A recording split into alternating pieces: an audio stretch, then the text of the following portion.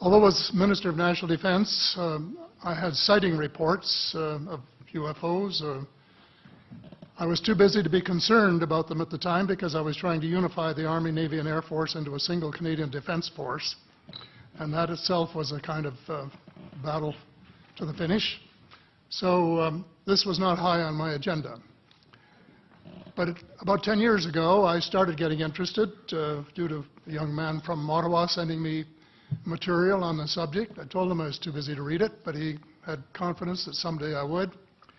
It took me a while to get around to reading it, but I took it for my summer reading in 2005 and was really impressed with what was contained in it.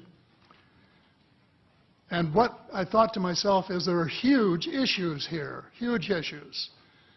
And the American people and the people of the world have a right to know what's going on because they're part of it.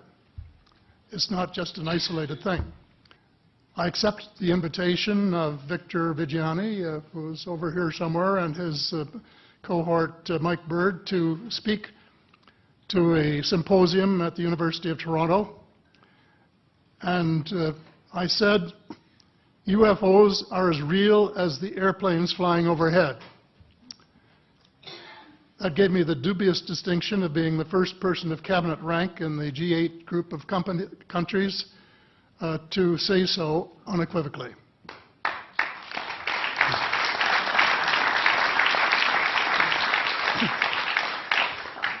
In the 1960s sometime, it was a flotilla of UFOs headed south that crossed into NATO territory in Europe.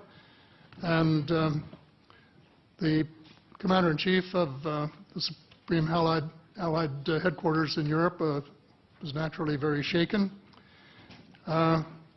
Fortunately, or maybe divine providence, before the panic button was pushed, the flotilla turned around and headed back north.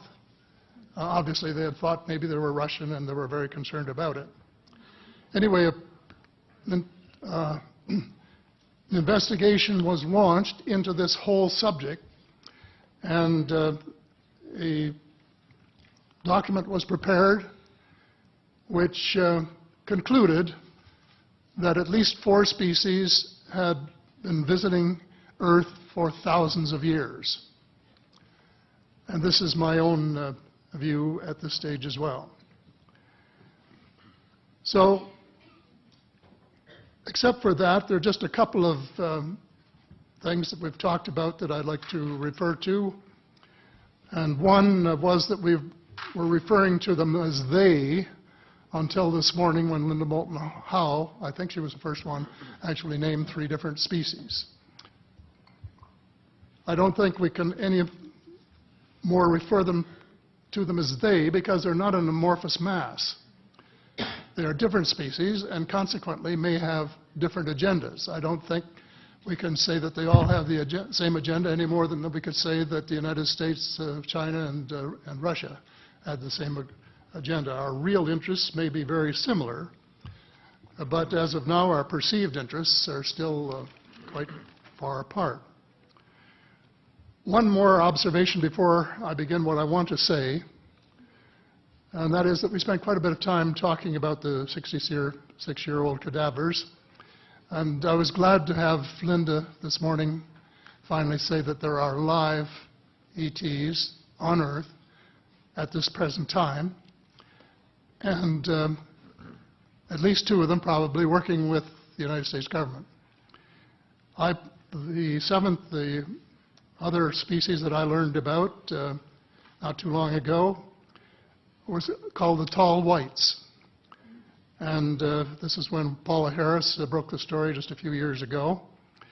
And through her good offices, I had the chance to talk for about 3 hours with former Airman Charles Hall and listen to this absolutely fascinating story of how he was working with, first of all, he was scared out of his skin, but after that, when he got to know them, how he was working with, and finally they became to trust each other and have a good working relationship with the tall whites at the gunnery range at Indian Springs in Nevada, and these tall whites were living on United States Air Force property and working in cooperation with the United States Air Force and sharing technology with them. He wrote a book, incidentally, called Millennial Hospitality. There are 4 different versions, but Paula says that Millennial Hospitality number 2 is the best. I think that's the one I read, and it's a very interesting read if you want to sort of get inside the problem of what it's like to bump into these people floating across the terrain in the desert.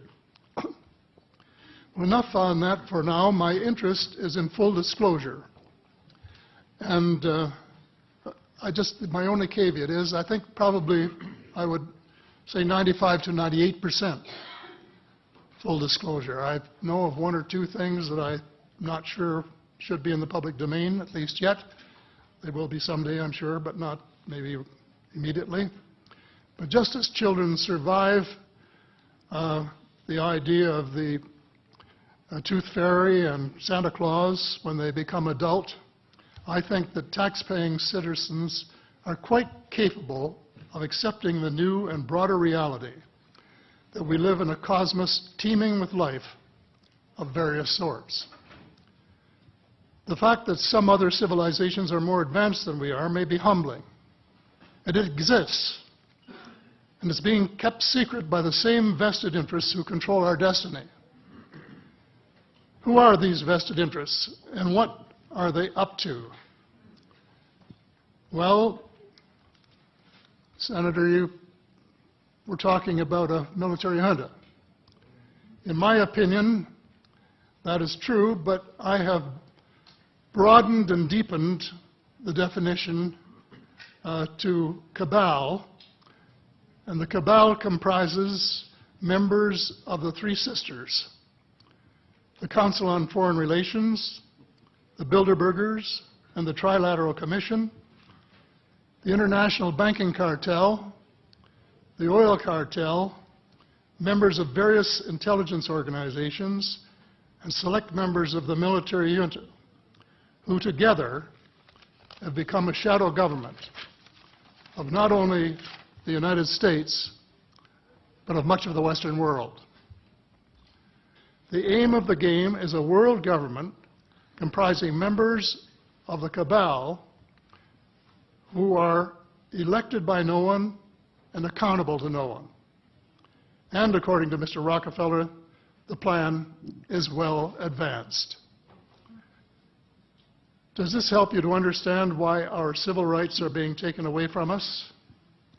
I say us, because Canada too is included in the grand plan. So here we are more than a decade later fighting another war that can't be won.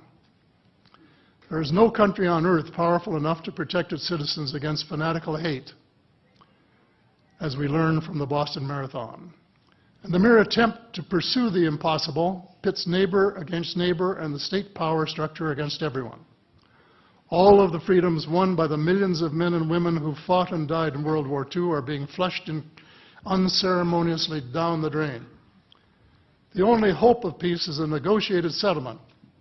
This will require a paradigm shift in American attitudes.